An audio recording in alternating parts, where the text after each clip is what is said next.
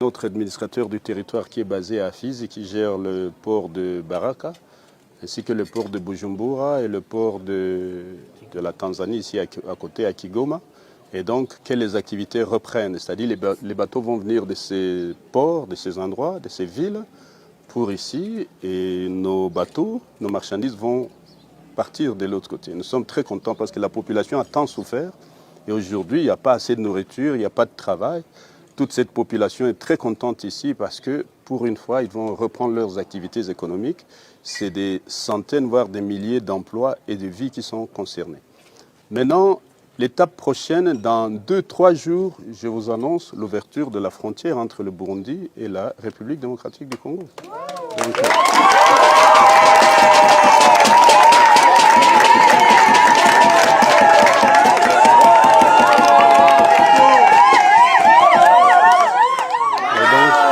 justement, depuis que le M23 est rentré, il y a les écoles qui ont été empêchées de fonctionner. Il y a certaines écoles qui ont été détruites. D'autres, on a intimidé les enfants, on a fait fuir les enfants. D'autres ont été tués et blessés.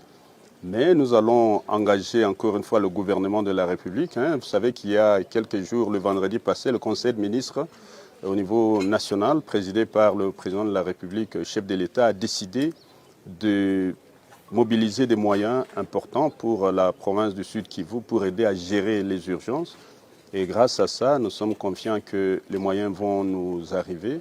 Mais au-delà de ça, il faut dire que nous allons immédiatement, d'ici 2-3 jours aussi, procéder à la rouverture des écoles parce que nous avons amené la ministre de l'Éducation. Elle est là? Oui, nous avons notre ministre de l'Éducation, de l'enseignement primaire, secondaire et technique ici. Après ici, et son équipe technique, et les enseignants, les profs et les autres, ils vont passer dans toutes les écoles pour aller voir l'état des lieux, pour faire un état des lieux.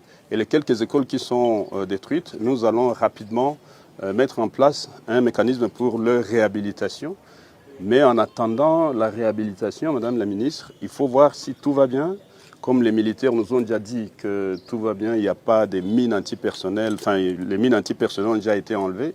Nous pensons que bientôt, dans quelques jours, nous serons capables de reprendre, de redémarrer l'année scolaire et que nos enfants reprennent le chemin de l'école.